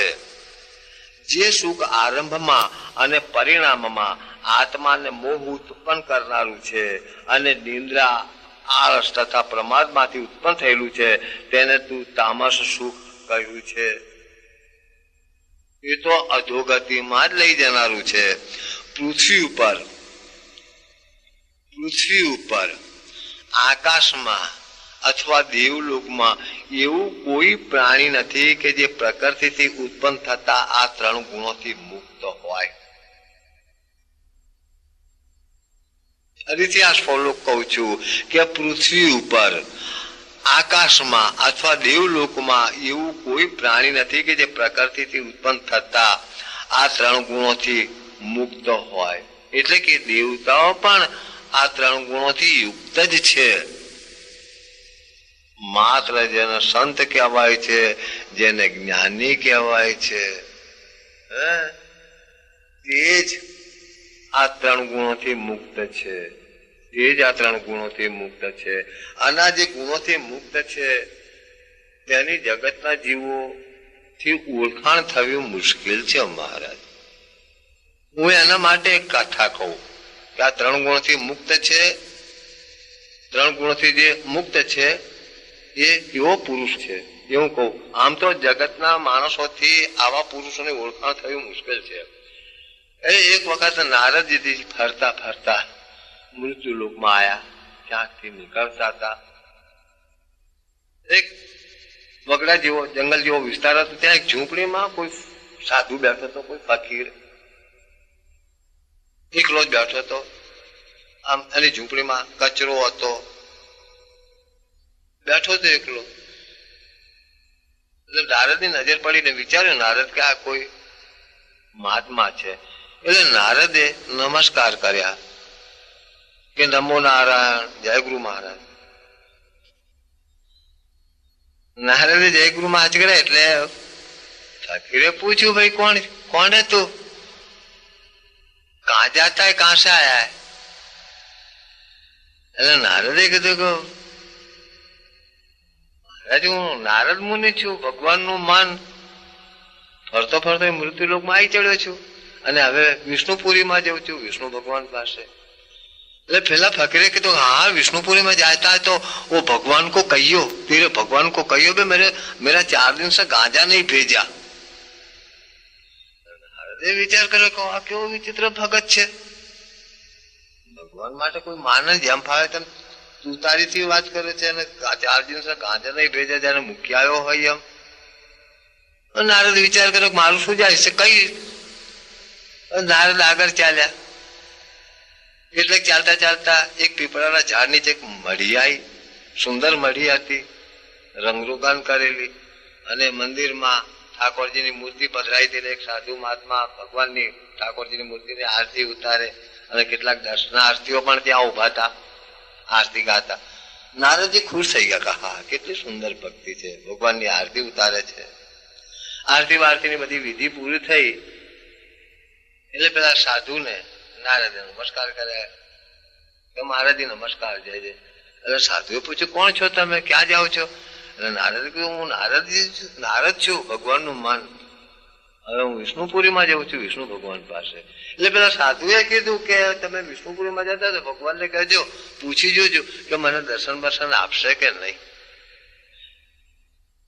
નારદ કીધું હા પૂછવાની શું વાત છે, આપવા જ જોઈએ. તમે કેટલા પવિત્ર ભક્ત છો, સુંદર ભક્તિ કરો છો, આરતી ગાઓ છો, આરતી ઉતારો છો, પૂછીશ ચોક્કસ. નારદજી વિષ્ણુપુરીમાં આવ્યા, નમસ્કાર કર્યા વિષ્ણુ ભગવાનને. ભગવાને પૂછ્યું આવો બેસો, ક્યાં જઈને આવ્યા, શું સમાચાર લાવ્યો છો? એટલે નારદે કીધું કે હું મૃત્યુલોકમાં ગયો હતો. પ્રભુ હું મારે તમારી ભક્તિ લોકો કરે છે. એક સાધુ સુંદર મઢી કરીને તમારી મૂર્તિ પધરાઈ છે અને આરતી ને ભજન અને કેટલા દર્શનાર્થીઓ ત્યાં ભેગા થયા હતા ને બધા આરતી બોલતા હતા ને તેમને એક પ્રશ્ન પૂછાવડાવ્યો છે. એમને મને એવું પૂછાવડાવ્યું છે, નારદ કહે છે ભગવાનને કે મને ભગવાન દર્શન ક્યારે આપશે? એ સાધુ મહાત્મા એવું પૂછાવડાવ્યું. એટલે ભગવાને કીધું કે એ જે પીપળાનું ઝાડ છે એના જે પાન છે એ પાન જેટલા યુગ વીતે તો કદાચ દર્શનનો સવાલ ઉભો થાય. યુગ વીતે નારદ વિચારમાં પડી ગયા કહો આ કેટલો ભક્ત સાધુ ભક્તિ કરે છે અને પીપળાના ઝાડના પાન વીતે એટલા એના યુગ વીતે એ પાન જેટલા તારે અને તેમાંય પાછો કદાચ એમાંય નક્કી તો નહીં. વિચારમાં પડી ગયા નારદજી. એટલે ભગવાને પૂછ્યું કે ભાઈ કેમ વિચારમાં? પડ્યા છો, બીજું કઈ? નારદ કે બીજું તો કઈ નહીં, તમે કઈ કયો. એટલે ભગવાન કે હું શું કહું? હું તો એ જ કઉ છું કે હોયના નાકામાંથી હાથી નીકળી ગયો. ભગવાને કીધું હોયના નાકામાંથી હાથી નીકળી ગયો. એટલે નારદજી હતા વળી પાછા વિચારમાં પડી ગયા કે હોયના નાકામાંથી હાથી શા નીકળ્યો હોય? પાછા વિચારમાં વળે ભગવાનને કીધું કે નારદજી તમે શું વિચારો છો, કેમ કઈ બોલતા નથી? બીજા કોઈ સમાચાર, બીજા કોઈનો સંદેહો સમાચાર? એટલે નારદને પેલા ઝૂંપડી વાળો ફકીર યાદ આવ્યો. એટલે નારદ કીધું બીજું તો કઈ મહારાજ, મને એક ફકીર એવું કહેતો હતો કે ભગવાનને કહેજો ગાંજો 4 દાડાથી મોકલાયો નથી. એટલે ભગવાને તાલી પાડીને કેટલાક દેવોનો ભેગા કર્યા અને દેવોને બોલાવીને કીધું કે હો જાઓ જાઓ જાઓ, પેલાને ગાંજો પહોંચાડી આવો, લોટ આપી આવો અને માફી માંગજો મારા વતીની માફી માંગજો અને લાવો, નહીં તો લોટ ના ગાંજો મને જ આપો, હું જ જઉં, માફી માંગવી પડે મારે. નારદ વિચાર કર્યો પેલામાં કોઈ જાતના ઢંગ ધડા નથી, નાવા ધોવાના ઠેકાણા નથી, ન તો એને મૂર્તિ પધરાઈ છે કઈ નહીં, ન તો એ આરતી કરે છે, અને ભગવાન એની કેટલી બધી કાળજી રાખે છે. શું વાત છે?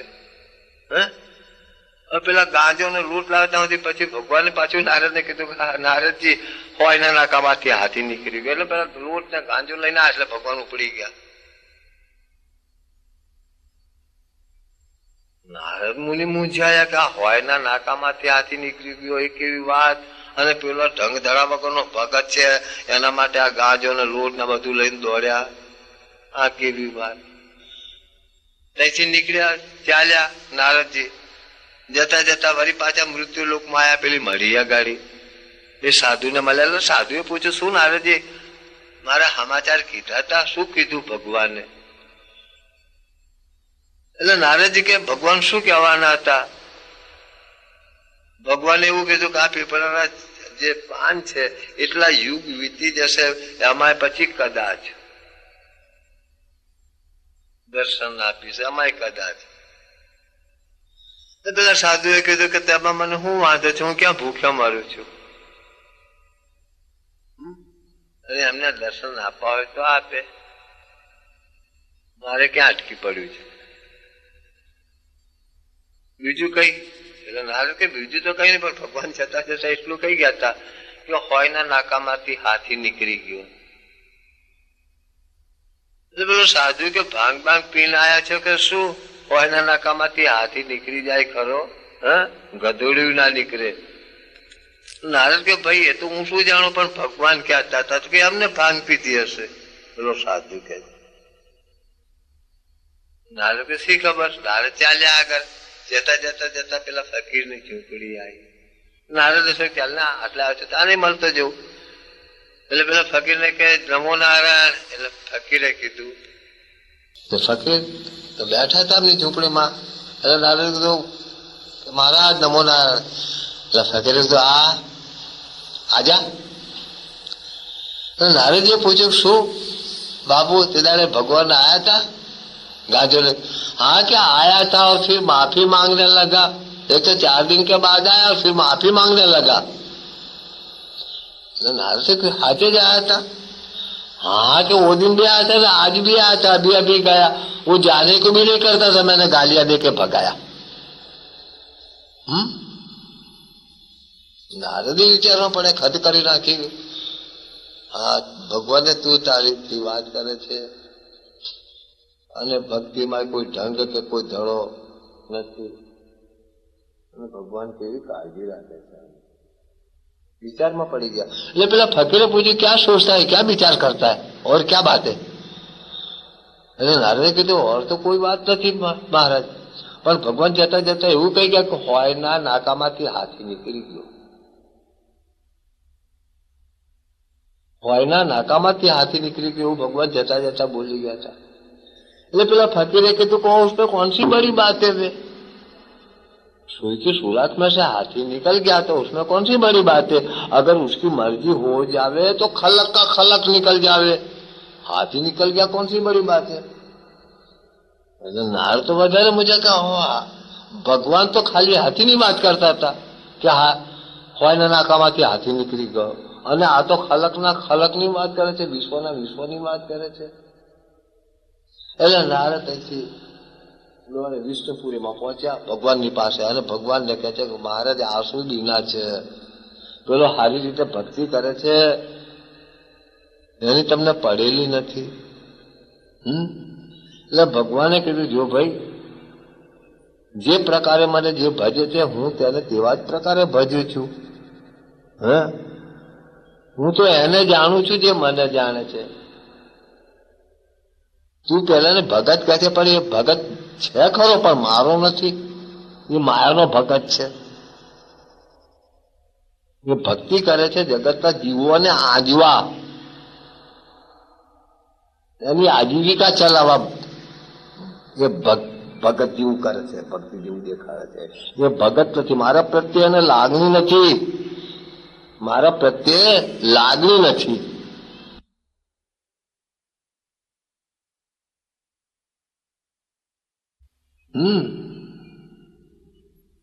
અને પેલો જે તું કે છે ગાંજા વાળો, હવે તો એકનિષ્ઠ ભક્ત છે, એ મારા જ આધારે રહેલો છે, એ મને જ જુએ છે, મારામાં જ છે. એનો બે ભાવ બીજો ભાવ નથી, એ અનન્ય ભક્તિ કરે છે. એટલે મારી પ્રતિજ્ઞા છે 9મા અધ્યાયમાં કે આપવું મારે છે અને આપ્યા પછી સંભાળવું મારે છે. યોગમ શ્યામમ. એકનિષ્ઠ છે, આત્મજ્ઞાની છે, એ મને જ જુએ છે, મને જ સાંભળે છે, મને જ ચાખે છે, મને જ સૂંઘે છે, મને જ ભજે છે, મને જ પોતાનો આધાર જાણ્યો છે. એને નારદ કે પણ તમે આ કેવું કહેતા હતા કે હોયના નાકામાંથી હાથી નીકળી ગયો ને એ તો કહેતા કે ખલકનો ખલક નીકળી જાય એવી વાત કરતી. એટલે નારદ કે હા એ ખોટું, એ તો સાચું કે છે, ખોટું એને ખોટું નથી કીધું, એ સાચું કે છે. એ સાચું કે છે.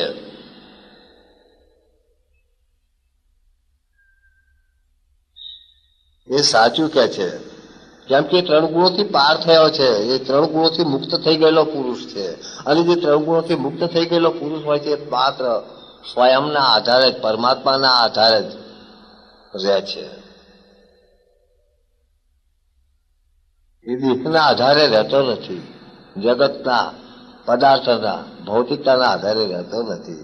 એ 3 ગુણોથી પર થયો એટલે કે પ્રકૃતિના કુંડાળામાંથી બહાર નીકળી ગયો છે. અહીંયા આ સ્વલોકમાં કહે છે કે પૃથ્વી પર, આકાશમાં અથવા દેવલોકમાં એવું કોઈ પ્રાણી નથી કે જે પ્રકૃતિથી ઉત્પન્ન થતા 3 ગુણોથી મુક્ત હોય. પણ આ પુરુષ 3 ગુણોથી મુક્ત થઈ ગયેલો છે. એ મારું સ્વરૂપ છે, હું એનું સ્વરૂપ છું. હે પરંતુ બ્રાહ્મણ, ક્ષત્રિય, વૈશ્ય તથા શૂદ્રોના કર્મોના તેમના સ્વભાવથી ઉત્પન્ન થયેલા ગુણો અનુસાર વિભાગ કરવામાં આવે છે. મનોનો નિગ્રહ, ઇન્દ્રિયોનું દમન, તપ, પવિત્રતા, ક્ષમા, સરળતા, જ્ઞાન, અનુભવ, આસ્તિકતા એ બ્રાહ્મણના સ્વભાવજન્ય કર્મો છે. હવે જે જ્ઞાની છે તે જ બ્રાહ્મણ છે, જે બ્રાહ્મણ છે તે જ જ્ઞાની છે.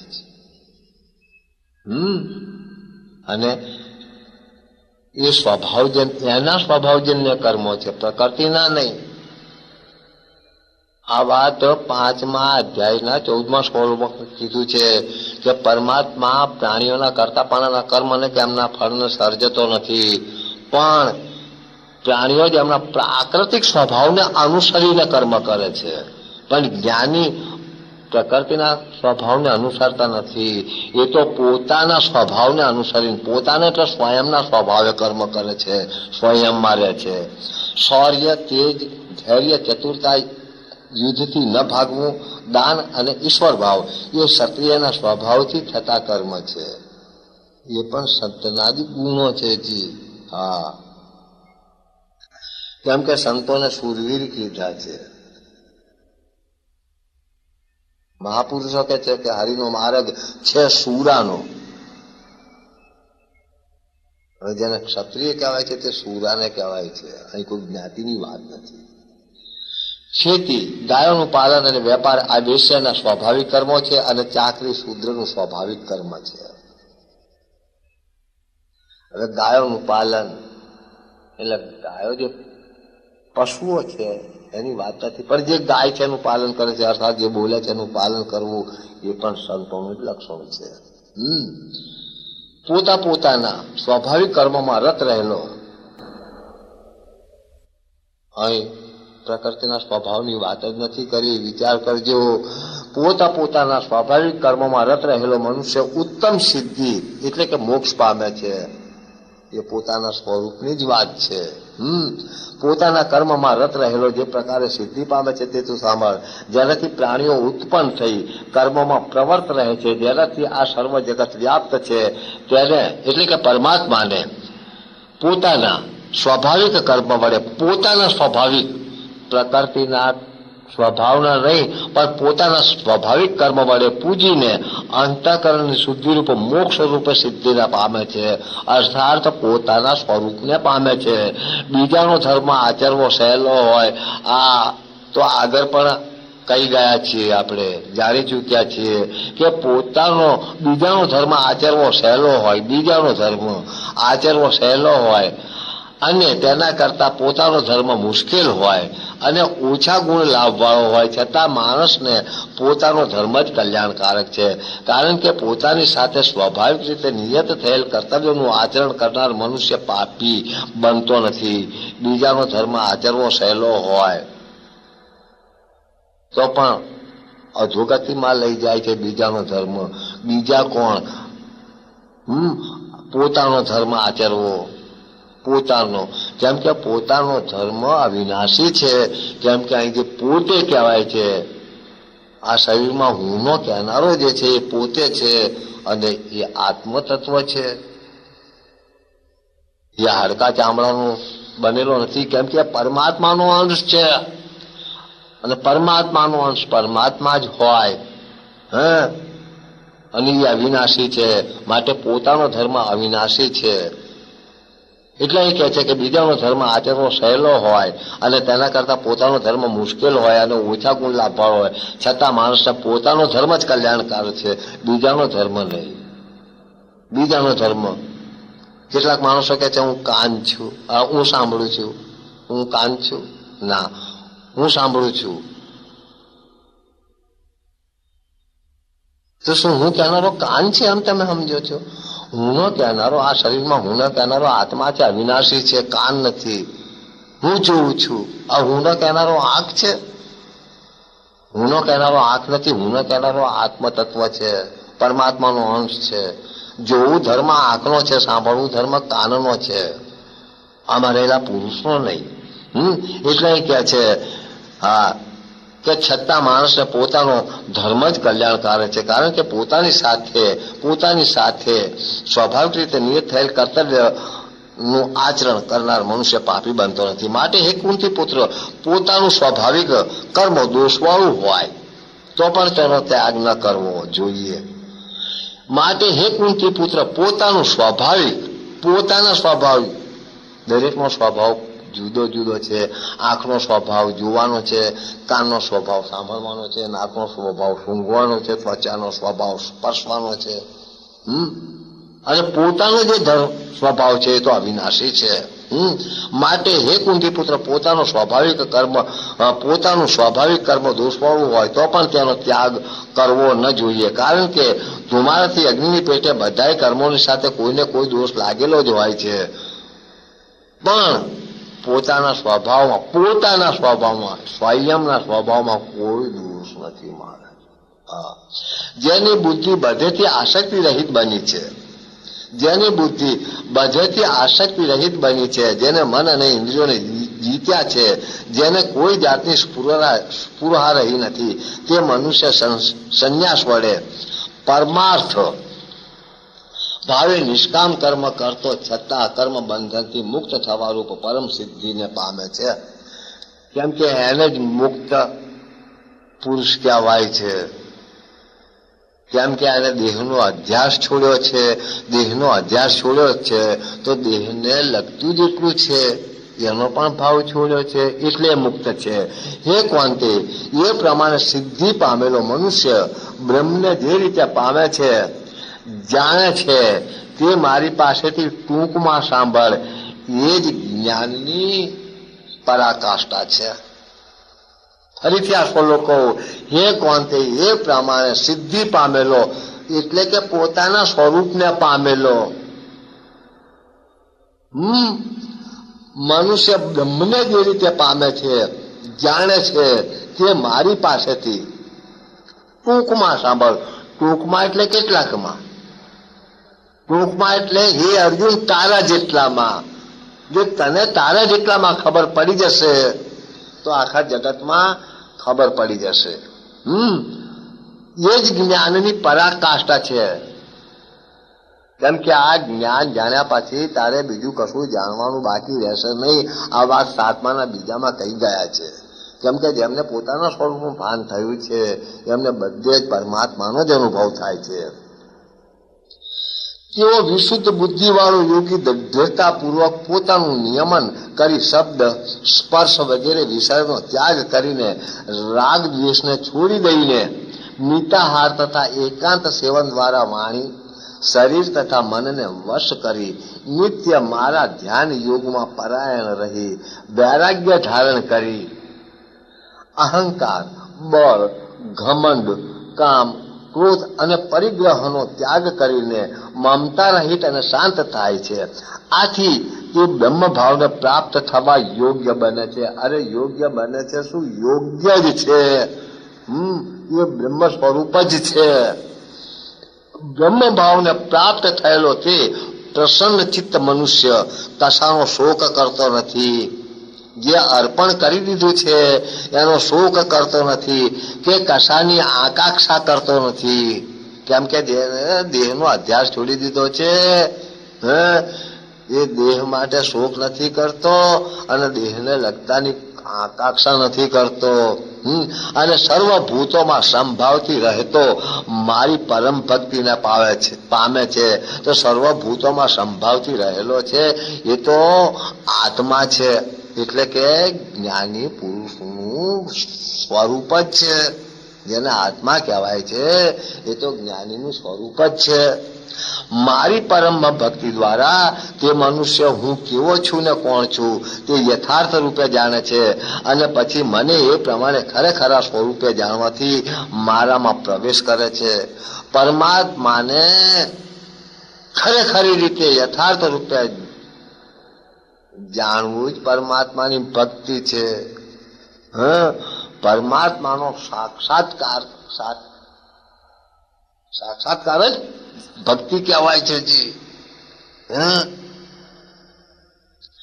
તેઓ મારા પારાયણ થયેલો મનુષ્ય સર્વ કર્મો રોજ કરતો હોવા છતાં પણ મારી પ્રસન્નતાથી અવિનાશી શાશ્વત પદને પ્રાપ્ત થાય છે. ફરીથી કહું કે તેઓ મારા પરાયણ થયેલો મનુષ્ય સર્વ કર્મો રોજ કરતો હોવા છતાં પણ મારી પ્રસન્નતાથી અવિનાશી શાશ્વત પદને પ્રાપ્ત થાય છે. એટલે જ 9મા અધ્યાયના 31મા શ્લોકમાં કીધું છે કે હે કુંતી પુત્ર, તું નિશ્ચય જાણ કે મારો ભક્ત નાશ પામતો નથી.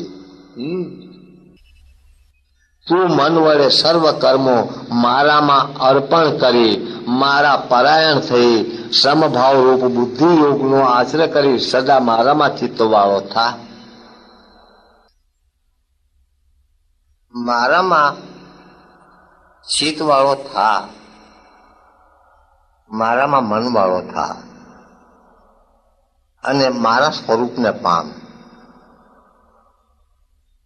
અને મારા સ્વરૂપને પામવા માટે તું આત્મદર્શી સદગુરુનું શરણ લે. આત્મદર્શી તને મારા સ્વરૂપના દર્શન કરાવશે. એક વાત સમજી લેજે અર્જુન, એક વાત સમજી લેજે કે જેમ વાંદરાને ગુલાટો ગુલાટો ખાતા શીખવાડે, વાંદરાને ગુલાટો ખાતા શીખવાડે, નાચતા શીખવાડે, સલામો કરતા શીખવાડે અને એવા વિધના દાવ વાંદરાને શીખવાડે છે. એ તો મદારી કહેવાય છે. અનેક જાતના દાવો જે શીખવાડે છે વાંદરાને તે મદારી કહેવાય છે શીખવાડનારો. પણ વાંદરાના ગળામાંથી ગાળિયું કાઢવાનો દાવ મદારી શીખવાડતો નથી. વાંદરાના ગળામાં જે ગાળિયું છે એ ગાળિયું કાઢવાનો દાવ મદારી શીખવાડતો નથી. બધાય દાવ શીખવાડે છે પણ ગળામાંથી ગાળિયું કાઢવાનો દાવ મદારી શીખવાડતો નથી. કેમ કે એ દાવ શીખવાડે તો એની રોજી રોટી જતી રહે છે. પણ હે અર્જુન, જે ગળામાંથી ગાળિયું કાઢતા શીખવાડે એને તું સદગુરુ માનજે. અર્થાત અધોગતિમાંથી તને જે મુક્ત કરે એ જ સદગુરુ કહેવાય છે. મારામાં ચિતવાળો તું મારી કૃપાથી સર્વ સંકટો ઓળંગી દઈશ, પણ અહંકારથી મારું વચન જો તું નહીં સાંભળે તો નાશ પામીશ. એટલે કે આ મનુષ્ય રૂપી અવસર ખોઈ બેસીશ. અર્થ વગરનો. કેમ કે આ મનુષ્ય દેહ તને જે મળ્યો છે એ બહુ કલ્યાણકારક છે. દેવો પણ એને ઈચ્છે છે. અહંકારના આધારે તું જે એમ માને છે કે હું નહીં લડું, પણ એ તારો નિશ્ચય મિથ્યા છે. કારણ કે તારો સ્વભાવ જ તને એમાં બળાત્કારે જોડશે. તું સંતોનો સંગ રાખીશ તો તને પરમાત્માની પ્રાપ્તિ થશે. અને તારો સ્વભાવ જ, તારો પોતાનો સ્વભાવ તને સંતોનો સંગ કરાવશે. કેમ કે તું સૂર્ય સંપત્તિને અનુસરીને જન્મ્યો છું. હે કોંતે, અત્યારે મોહ વસ્તુ જે કર્મ કરવા નથી ચાહતો તે કર્મને તું તારા સ્વભાવજન્ય પૂર્વ કર્મથી બંધાયેલો હોય પરવશ થઈને પણ કરીશ. હે અર્જુન, એટલે કે સંસારરૂપ યંત્ર પર ચડેલા સર્વ પ્રાણીઓને માયા વડે ભમાવતો ઈશ્વર સર્વ પ્રાણીઓના હૃદય પ્રદેશમાં રહે છે. અને ઈશ્વર સ્વયં જ છે, બીજો કોઈ નથી. હે ભારત, તું સર્વ ભાવથી તે પરમેશ્વરને શરણે જા. હે ભારત, તું સર્વ ભાવથી તે પરમેશ્વરને શરણે જા કે જે પરમેશ્વર વ્યાપક છે અને વ્યાપક હોવાથી તારા પોતામાં પણ છે. એ તારા પોતામાં રહેલા પરમાત્માને શરણે જા. તેની કૃપાથી તું પરમ શાંતિ અને સનાતન સ્થાન મોક્ષ પદ પામીશ. એટલે કે પોતાનું સ્વયંનું સ્વરૂપ પામીશ. આ પ્રમાણે મેં તને આ ગુહેથી પણ ગુહ્ય જ્ઞાન કર્યું. આને તું પૂરેપૂરું વિચારીને પછી જેમ ઈચ્છે તેમ કર. આ ગુરુ મહારાજે તારા મોઢામાં હાકરની કાકરી મૂકી છે અને તું થૂકી નાખ કે ચાવ મોઢામાં લઈને ઓગાળ. એ તો તારા વશની વાત છે. મારે જે તને કહેવાનું હતું તે કીધું છે. વળી સર્વથી પણ વધારે ગુહ્ય આ મારું પરમ હિતકર વચન સાંભળ. તું મને ખૂબ પ્રિય હોવાથી હું તે તને કહું છું. તું મને પ્રિય છું કેમ કે તું જે છું તે તો હકીકતમાં હું છું. તું મારામાં મનવાળો. આવું પરમાત્મા જે કહે છે એ બીજામાં રહી નથી કહેતા, પણ પોતામાં રહીને જ પોતાને કહે છે. તું મારામાં મનવાળો, મને પૂજનારો મારો ભક્ત થા અને મને નમસ્કાર કર. એમ કરવાથી તું મને જ પામીશ. આ પોતામાં રહેલા પરમાત્માને જાણવાની વાત કરે છે. અને આજે કહે છે પોતામાં રહેલો પરમાત્મા જ કે છે. જેને સદગુરુ કહેવાય છે એ કોઈ વ્યક્તિ નથી, એ પોતામાં રહેલો પરમાત્મા જ છે જેને ગુરુ કહેવાય છે તે. એટલે પ્રીતમ સ્વામી કહે છે કે ગુરુ કો માને માનવી દેખે દેહ વ્યવહાર, કહે પ્રીતમ સંશય નહીં પડે નર્કમાં જાય. તું મારામાં મનવાળો, મને પૂજનારો મારો ભક્ત થા અને મને નમસ્કાર કર. એમ કરવાથી તું મને જ પામીશ. આ તારી આગળ હું સત્ય પ્રતિજ્ઞા કરું છું. કેમ કે તું મને પ્રિય છે. સર્વ ધર્મો છોડી તું મને એકને શરણે આવ. હું તને સર્વ પાપોથી છોડાવીશ. તું શોક ન કર. તું મારે શરણે આવ. તું મારે શરણે આવ. આ વાત 7મા અધ્યાયના 15મા શ્લોકમાં પણ કીધું છે કે પાપીઓ મારા શરણે આવતા નથી, દુષ્ટો મારા શરણે આવતા નથી. અને જે પરમાત્મા એટલે કે પોતામાં રહેલા પરમાત્માનો શરણે જે જતા નથી એ મહાદુષ્ટ જ હોય છે. એ જ આસુરી સંપત્તિનો જીવ કહેવાય છે. આ ગીતા જ્ઞાન તારે કદી તપરહિત ને આ ગીતાનું જ્ઞાન એટલે ગુરુ મહારાજ તો ઉપદેશ. આ ગીતા જ્ઞાન તારે કદી તપરહિત ને અભક્ત ને સાંભળવા નહીં ઈચ્છનાર ને તથા જે મારો દ્વેષ કરે છે તેને કહેવું નહીં. જે મારો દ્વેષ કરે છે, મને સાચા સ્વરૂપે ન જાણીને કંઈક ના કંઈક રૂપે બનાવીને મને ઉભો કરી દીધો છે પોતાનો સ્વાર્થ સાધવા માટે. તેવા લોકોને તારે આ જ્ઞાન કદી કહેવું નહીં. જે આ પરમ ગુહ્ય જ્ઞાન મારા ભક્તોને કહેશે તે રીતે મારી પરમ ભક્તિને જ સિદ્ધ કરી નિસંદેહ મને પામશે. અરે પરમાત્માને પામવાનું નામ જ પરમ ભક્તિ છે. પોતામાં રહેલા પરમાત્માને સત્ય સ્વરૂપે ઓળખવાનું નામ જ ભક્તિ છે. મનુષ્યોમાં તેના કરતા કોઈ મારું વધારે પ્રિય કરનાર નથી. આ પૃથ્વી ઉપર તેના કરતા મને કોઈ વધારે પ્રિય થનારો નથી. તથા જે મનુષ્ય આપણા આ ધર્મમય સંવાદનું અધ્યયન કરશે તેને જ્ઞાન યજ્ઞથી મારું પૂજન કર્યું છે એમ હું માનું છું.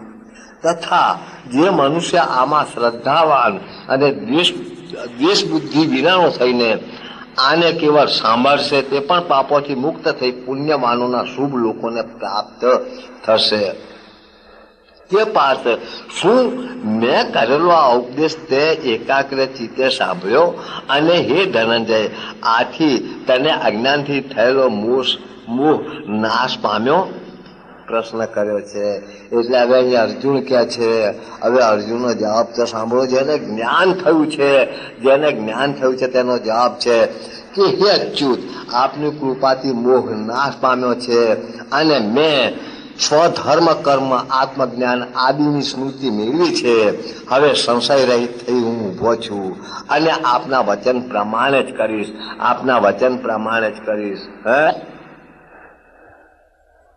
હવે કહે છે હે અચ્યુત, આપની કૃપાથી મોહ નાશ પામ્યો છે અને મેં સ્મૃતિ મેળવી લીધી છે. મારું જ્ઞાન હું પામી ગયો છું. એના જવાબમાં કહે છે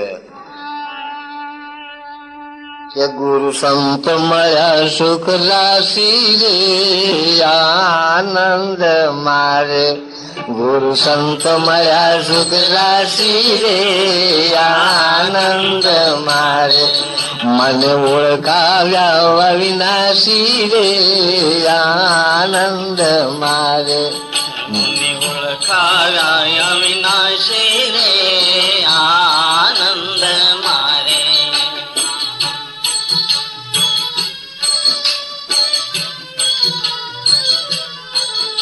बालाजी में तो सर्व स्वर्ण कीधું. बालाजी में तो सर्व समर्पण कीधું. જે શેષ રહ્યું તે લીધું રે આનંદ મારે. જે શેષ રહ્યું તે લીધું રે આનંદ મારે. ગુરુ સંત મળ્યા સુખ રાશિ રે આનંદ મારે. ગુરુ સંત મળ્યા સુખ રાશિ રે આનંદ મારે.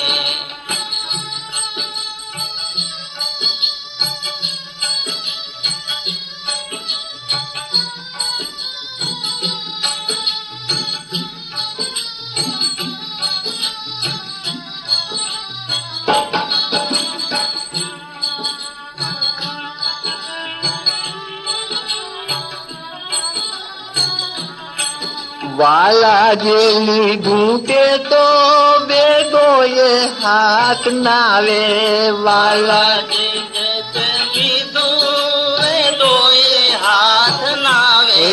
વાલા જે લીધું તે તો બેદોએ હાથ નાવે.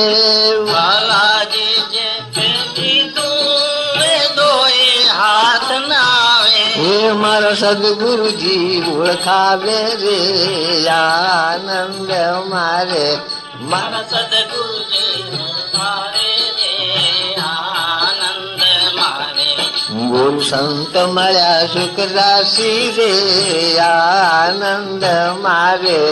ગુરુ સંત મળ્યા સુખ રાશિ રે આનંદ મારે.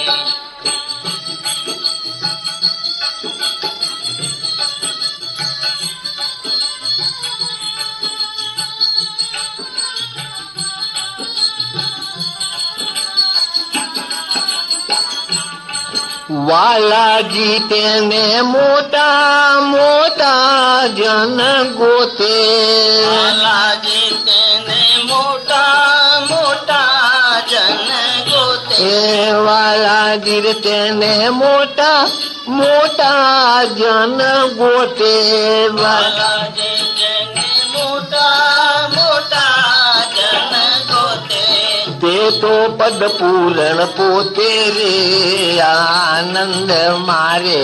તે તો પદ પૂરણ પોતે રે આનંદ મારે. હે ગુરુ સંત મળ્યા સુખ રાશિ રે આનંદ મારે. ગુરુ સંત મળ્યા સુખ રાશિ રે આનંદ મારે.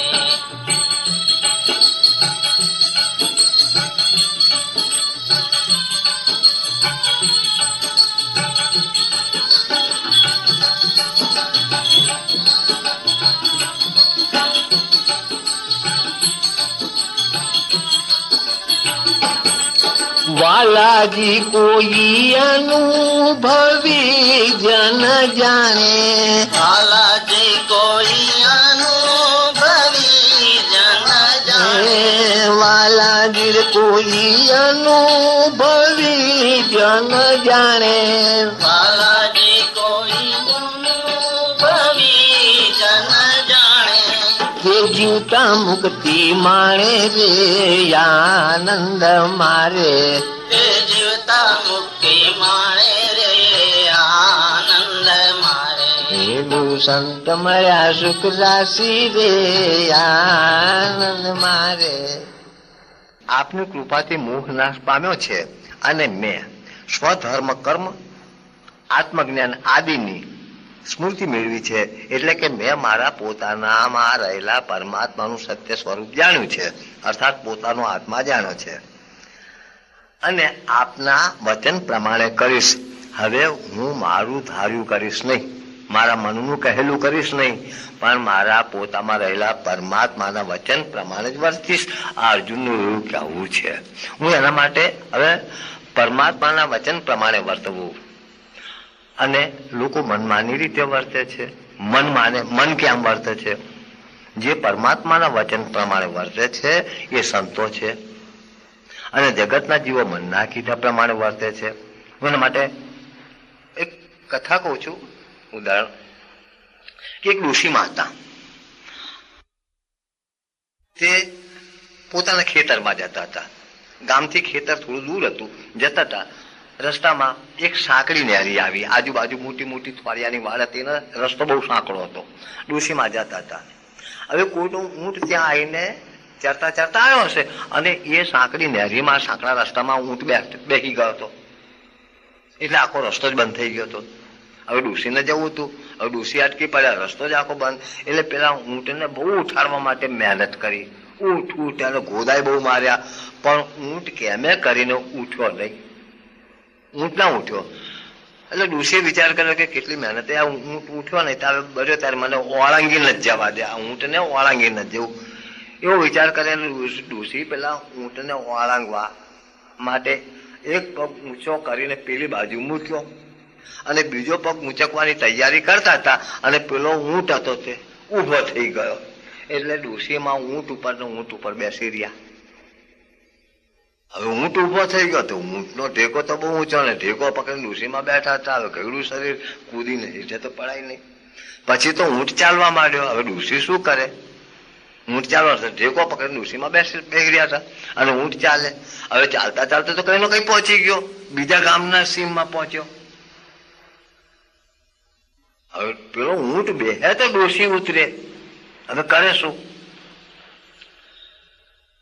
હવે એક ખેતરમાં એક ઝાડ નીચે 2-4 ખેડૂતો બેઠા હતા.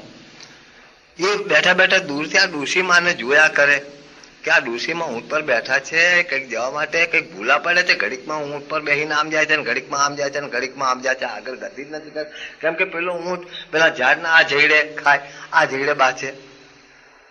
એટલે પેલા લોકોને એવું કે આ ડોશીમાં ભૂલા પડ્યા છે, હવે કઈ જવું છે, ચાલો આપણે પૂછીએ. એટલે પેલા લોકોએ પછી જોરથી બૂમ પાડીને ડોશીમાને પૂછે કે ઓ ડોશીમા, તમારે કઈ જવું છે? અહીંયા આગા પાછા થાવ છો, તમારે કઈ જવું છે? એટલે ડોશીમાએ કીધું કે તો આ ઊંટ જાણે, કેમ કે ડોશીમાના હાથમાં લગામ તો હતી જ નહીં. હા, એટલે ડોશીમાએ જવાબ આપ્યો તો ઊંટ જાણે, મારે તો ખેતરમાં જવું હતું પણ હું તો ઊંટના ઢેકા ઉપર ખલી રહી. તો ઊંટ એ મન છે, મન જેમ ફાવે તેમાં જીવોને જ્યાં ફાવે ત્યાં લઈ જાય છે. એટલે આખું જગત જે જીવના કીધા મનના કીધા પ્રમાણે કરે છે, જગતના જીવો જે છે મનના કીધા પ્રમાણે કરે છે. પણ જે સંતો છે એ તો પરમાત્માના કીધા પ્રમાણે કરે છે, પરમાત્માના વચન પ્રમાણે જ કરે છે. તે માટે હું એક ઉદાહરણ કહું. કોઈ એક મહાત્મા હતા, આત્મજ્ઞાની હતા, અને એમના વાળ મોટા મોટા જટા રાખતા, એ બાંધતા નહીં, જટા છૂટી જ રાખતા, વાળ છૂટા રાખતા. એટલે ગામના લોકો એમને લટુરિયા મહારાજ તરીકે ઓળખે. પેલી લટો લાંબી લાંબી અને છૂટી રાખતા એટલે લટુરિયા મહારાજ તરીકે એમને ઓળખતા. એક દિવસ એ લટુરિયા મહારાજ ક્યાંક જતા હતા, ત્યાં આગળ આગળ મહારાજ જાય ને પાછળ એક એમનો શિષ્ય ચાલે. હવે ક્યાંક જતા હતા, ક્યાં જતા હતા એ તો મહાત્માને પોતાને ખબર નથી. સાહજિક જ વિચારતા હતા, ઈચ્છા રહિત જ મારે આ દિશામાં જ જવું છે એવી કોઈ એમને ઈચ્છા ન હતી, સાહજિક જ જતા હતા. હવે આ જે દિશામાં જતા હતા તે દિશામાં પવન જોરથી ફૂંકાતો હતો પાછળથી. એટલે મહારાજના માથાની જે લટો હતી તે ઉડી ઉડીને ઘડી ઘડી આંખો આગળ આવતી હતી, ઘડી ઘડી આંખો આગળ આવતી હતી.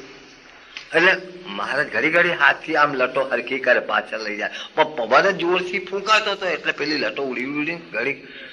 એટલે મહારાજ ઉભા રહ્યા અને પેલા શિષ્યને પૂછ્યું કે અરે બેટે,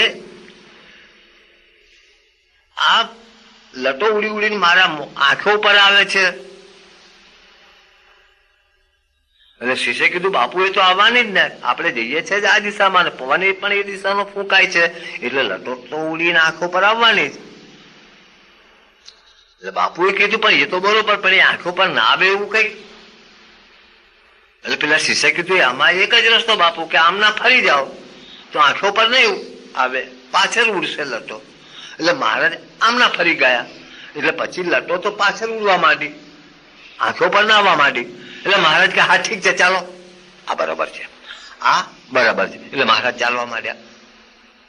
એટલે અહીં કહેવાનો આશય એ છે કે એમનું જે કંઈક કરવું, જે કંઈક વર્તન હતું તે ઈચ્છા રહિત હતું, સાહજિક રીતે હતું.